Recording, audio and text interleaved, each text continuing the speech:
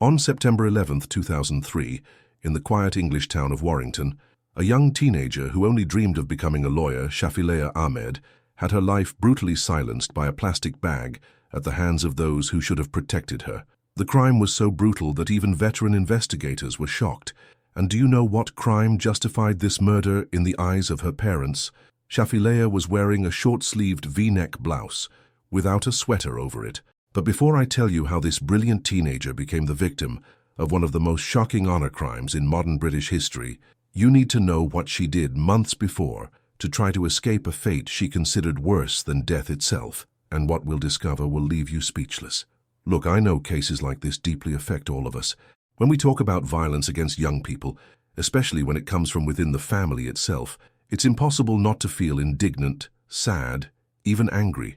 And that's exactly why we need to talk about stories like Shafilea's.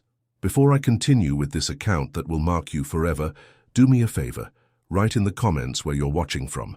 I want to know which countries this story is reaching.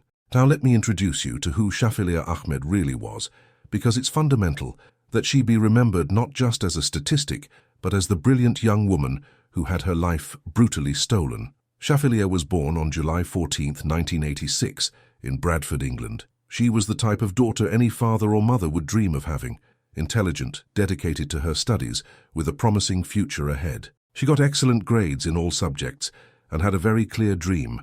She wanted to study law at university and become a lawyer. Some teachers even said she had the potential to be a prosecutor or public defender.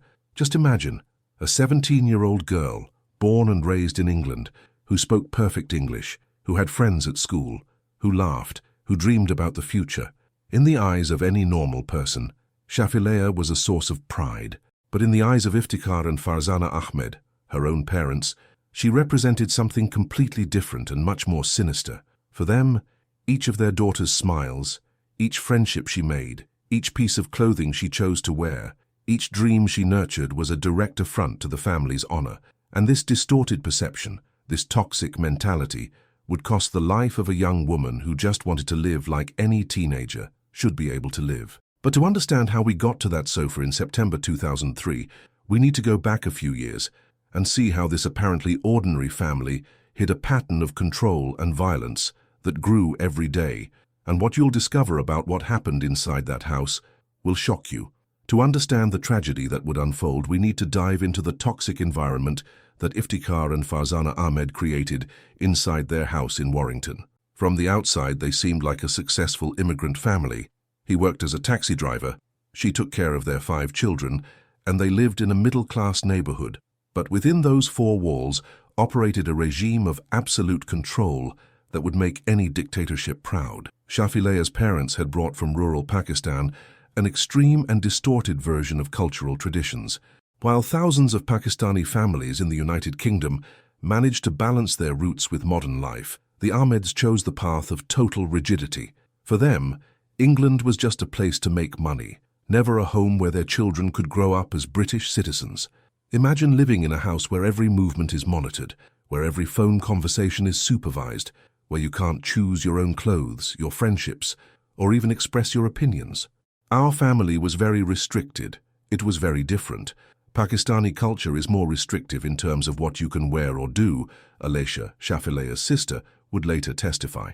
But what she didn't say at that moment is that this restriction included death threats. The Ahmeds operated under a perverse honor code, where the family's reputation mattered more than the happiness or even the life of their own children. Any sign of westernization was seen as a mortal betrayal. Talking to boys at school, betrayal. Wearing makeup, betrayal. Dreaming of going to university, maximum betrayal, because it meant independence. The most disturbing thing is that this obsessive control didn't happen overnight. It was a gradual process of isolation and intimidation that began when Shafilea was still a child. The parents systematically cut her connections to the outside world, creating a psychological prison from which she would desperately struggle to escape. But there was something even more sinister happening behind the scenes of this apparently ordinary family. The neighbors never suspected that, in addition to psychological control, Shafilea was being subjected to something that would leave scars, not only emotional but physical. And these scars would be just the prelude to a violence that would escalate in a terrifying way. If you think obsessive control was the worst thing Shafilea faced, prepare to discover an even darker reality. From the age of 15, the teenager lived a daily nightmare of physical aggression that turned her own home into the most dangerous place in the world for her. The assaults weren't occasional, they were systematic, calculated, daily. There was physical abuse directed at Shafilea every day for 5 years. It was both parents, but my mother more, because she was home for longer. Aleisha Ahmed, the victim's sister, would later testify. Imagine 5 years of your adolescence being beaten daily by your own parents. 5 years of waking up knowing that before going to sleep, you would be beaten again. Shafilea's teachers began to notice worrying signs. She appeared at school with unexplainable bruises, cuts on her face, marks she couldn't completely hide. When questioned about the injuries, Shafilea admitted she was beaten at home, but always minimized the situation, a typical pattern of domestic violence victims who fear even worse retaliation. The parents' intimidation method included psychological terrorism tactics that bordered on torture. On one particularly terrifying occasion, they held a knife near Shafilea's neck, not necessarily to cut her, but so she would know exactly how far they could go. It was a clear demonstration of power. We can take your life whenever we want. The mother, Farzana, was especially cruel. Being home more often, she had become her daughter's main tormentor, developing a sadism that went beyond simple slaps or pinches. These were punches, kicks, hair-pulling, and constant humiliation that destroyed not only Shafilea's body, but her self-esteem and hope. The most shocking thing is that this violence happened in front of the other younger children, normalizing abuse and creating an environment of absolute terror inside the house. The children learned that questioning their parents meant getting beaten, that defending Shafilea meant becoming the next target, but the parents had an even more elaborate plan to solve what they considered the Shafilea problem. And this plan would involve a trip to Pakistan that would forever change the Ahmed family's destiny. What would happen on this trip would surpass any teenager's worst nightmares. In February 2003, Shafilea Ahmed woke up on a seemingly normal morning, not knowing that her parents had planned something that would completely destroy her life. What she would discover in the next few hours would lead her to commit an act so desperate it would shock even her tormentors. Iftikhar and Farzana had decided to solve the problem once and for all. Without their daughter's knowledge, they bought tickets to Pakistan and arranged a forced marriage with an older man in a remote rural village. But they knew Shafilea would never agree to go voluntarily, so they made a decision that revealed how far they were willing to go. They drugged their own daughter. Imagine waking up confused, not knowing where you are, and discovering that your own parents have kidnapped you to force you to marry a stranger in a country you considered foreign. For Shafilea, born and raised in England, that Pakistani village represented not only the end of her dreams of being a lawyer, but the end of her identity as a person. The groom chosen by her parents was a significantly older man from a conservative rural family who saw Shafilea only as property to be acquired. For him, it didn't matter whether she wanted to be there or not. The marriage had been arranged and would be consummated. Shafilea's desperation grew with each passing hour in that strange house, surrounded by people who spoke a language she barely understood. It was then that she made a decision that would leave permanent scars not only on her body, but on the conscience of everyone involved. In a moment of absolute desperation, Shafilea took a bottle of caustic bleach, a chemical product used for cleaning that burns everything it touches, and drank the contents.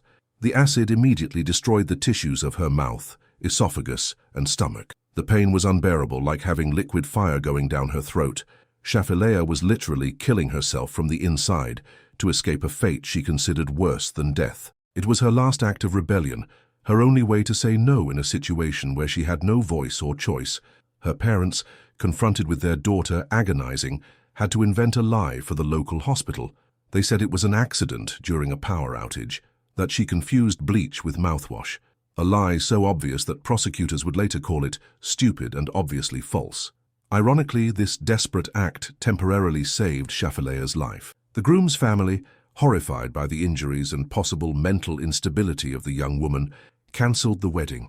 But upon returning to England for medical treatment, Shafilea would discover she had only traded one nightmare for another even worse one. When Shafilea returned from England with her throat destroyed by bleach, something had changed profoundly in her.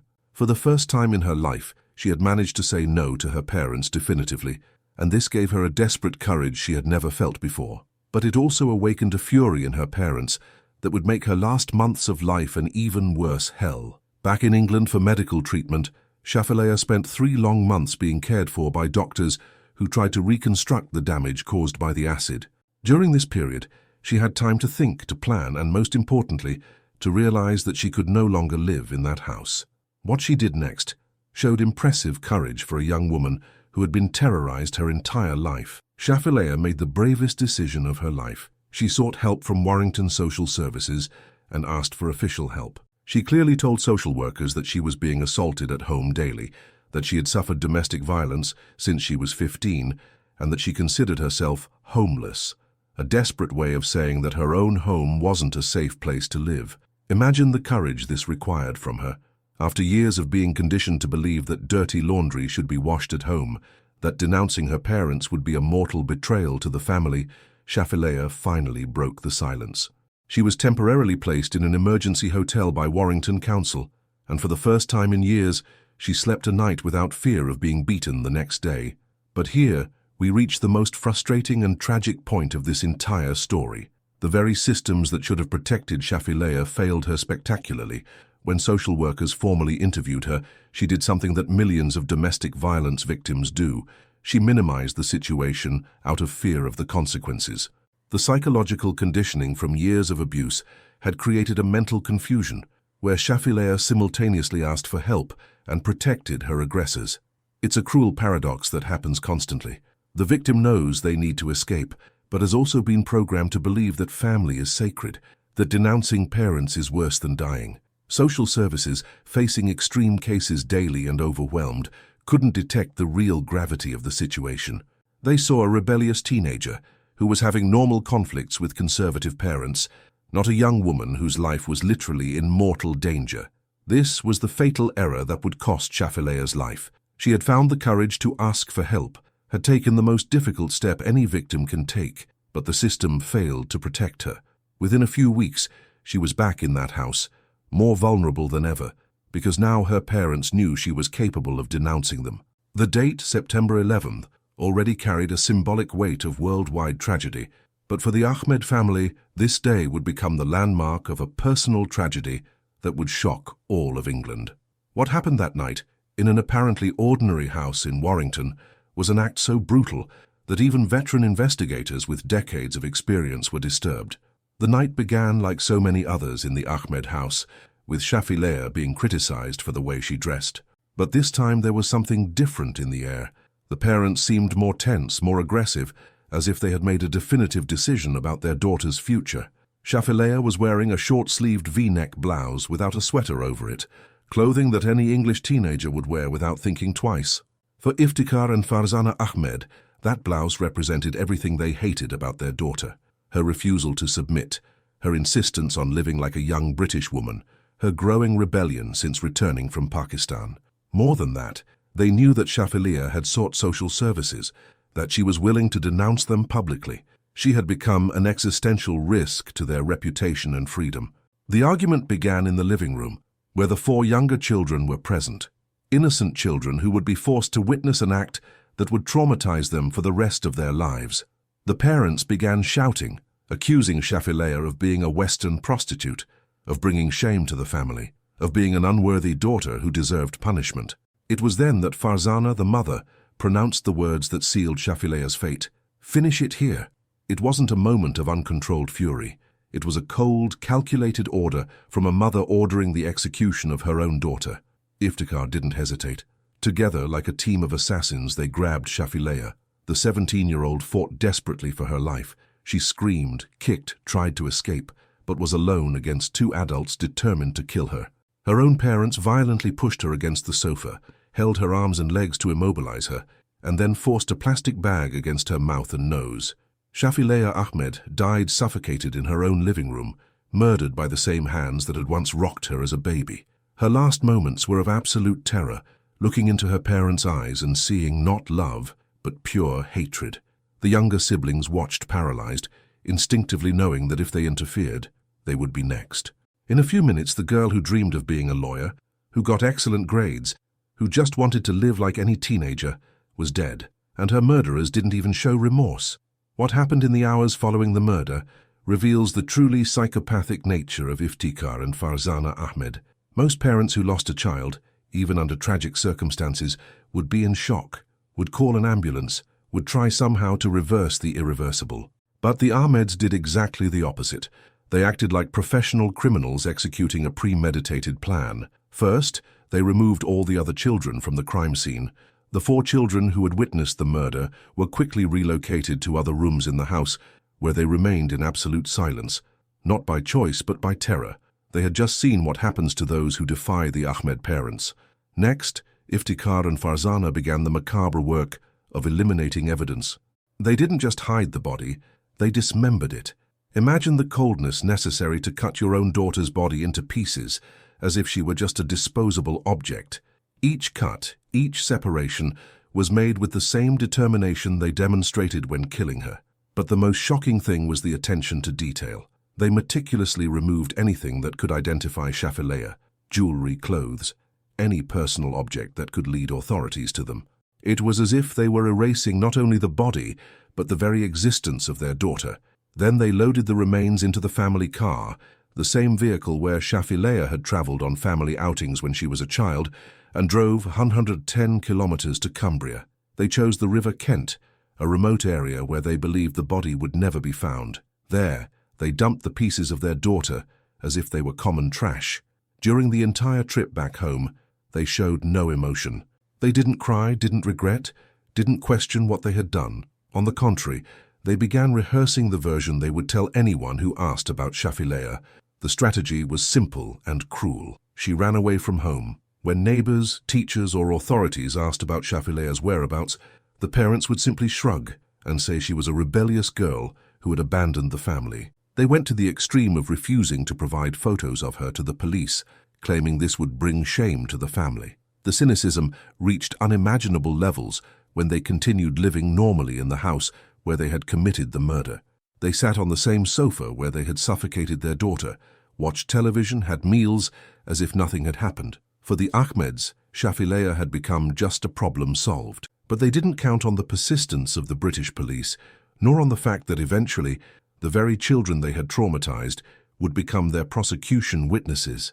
The Cheshire police didn't believe the Ahmed parents' version for a second. Experienced investigators know the signs of a family that's lying, and there were details in the Ahmed story that simply didn't make sense. A 17-year-old girl, studious with no history of previous running away, simply disappears without taking belongings, money, or documents?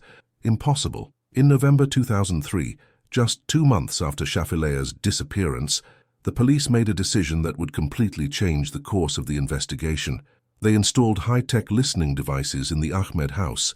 It was a delicate operation, carried out while the family was away, turning their own house into an audio trap. What investigators heard through these devices was absolutely incriminating. The captured conversations revealed not only the parents' guilt, but also the shocking level of psychological manipulation they exercised over the remaining children. It was like spying on the internal workings of a family criminal organization. Farzana was recorded telling one of the younger children, "If the smallest thing comes out of your mouth, we'll be in serious trouble. Remember that." It wasn't a request. It was a veiled threat from a mother to a traumatized child. The message was clear. Talking about Shafilea meant putting the entire family at risk. Even more revealing was Iftikhar's cynical comment, captured by the microphones, "With newspaper support you can get away with murder." This phrase completely exposed the father's calculating mentality. He wasn't just hiding a crime. He was actively planning how to manipulate the media and public opinion to escape consequences. The wiretaps also revealed apparently casual conversations that had sinister meanings. Iftikhar was heard asking, "What will they find in the car?" While Farzana responded, "Even if they find saliva in the car, it's not like she hadn't sat in the car." These were two murderers discussing how to eliminate forensic evidence. But perhaps most disturbing was the normal, almost mundane tone of these conversations. They talked about hiding a murder with the same casualness that other families talk about what to make for dinner. It was as if killing their own daughter had become just another household task to be managed. In February 2004, Shafilea's body finally appeared in the River Kent after severe flooding in the region. Investigators immediately noticed it had been deliberately mutilated to hinder identification, but a zigzag-shaped gold bracelet and a ring with blue topaz, gifts the parents themselves had given her, confirmed the identity. For 7 long years, evidence accumulated, but the Ahmed children remained in absolute silence. Trauma and fear had created a family omerta that seemed impenetrable. But in 2010, something would happen that would finally break this conspiracy of silence and bring justice for Shafilea. For 7 years, Aleisha Ahmed carried the most terrible weight any human being can carry. She had witnessed her own sister's murder and kept absolute silence about it. Imagine living all those years knowing that Shafilea's murderers slept in the same house as you, had meals at the same table, and on top of that were your own parents. Aleisha's silence wasn't cowardice. It was pure survival. She knew better than anyone what Iftikhar and Farzana were capable of. If they killed Shafilea for wearing an inappropriate blouse, what would they do to her if they discovered she was thinking of denouncing them? The answer was obvious and terrifying. But in 2010, fate presented an unexpected opportunity. Aleisha was detained by police in connection with a robbery that happened in the Ahmed family house itself. It was an ironic situation, the daughter being arrested for stealing from the same parents who had murdered her sister. But it was exactly this detention that gave her the protection and courage necessary to finally speak. Away from her parents' toxic influence, in a police interrogation room, Aleisha finally found her voice. After 7 years of nightmares, of waking up every night seeing Shafilea's face being suffocated, of living daily with the murderers, she decided she could no longer carry this burden alone. "I saw my parents kill my sister," she told investigators, and with these simple words, the entire Ahmed farce collapsed. Her testimony was devastatingly detailed and emotionally destructive. She described how Shafilea was wearing the short-sleeved blouse, how the argument escalated, how the mother shouted, "Finish it here."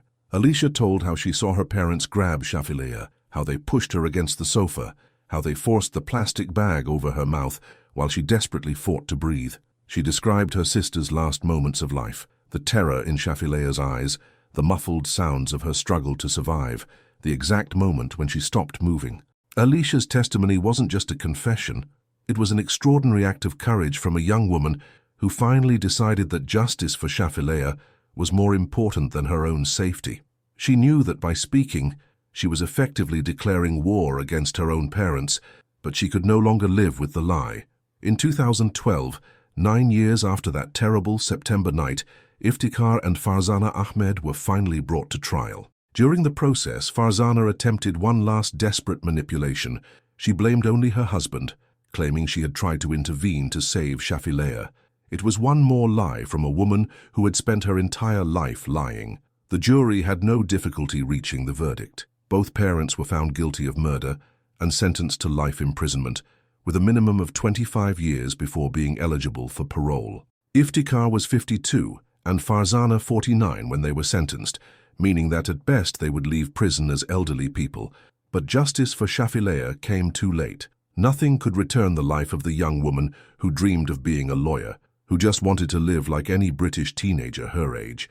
The Shafilea Ahmed case left deep scars not only on British justice, but on the conscience of an entire nation. It wasn't just another domestic crime. It was a landmark that forced the United Kingdom to confront an uncomfortable reality about honor-based violence happening right under their noses in apparently quiet middle-class neighborhoods.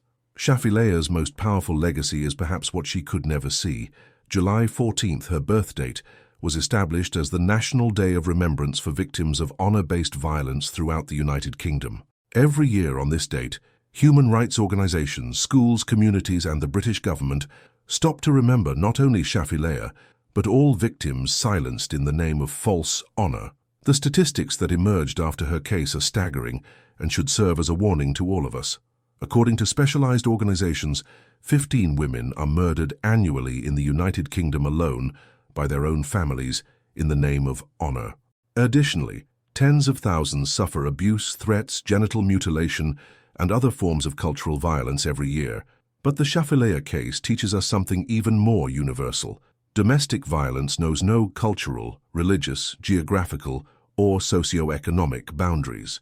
It happens in mansions and in slums, in Christian and Muslim families, among whites and blacks, rich and poor. What varies are only the pretexts used by aggressors to justify the unjustifiable. Shafilea's story also exposed the failures of protection systems.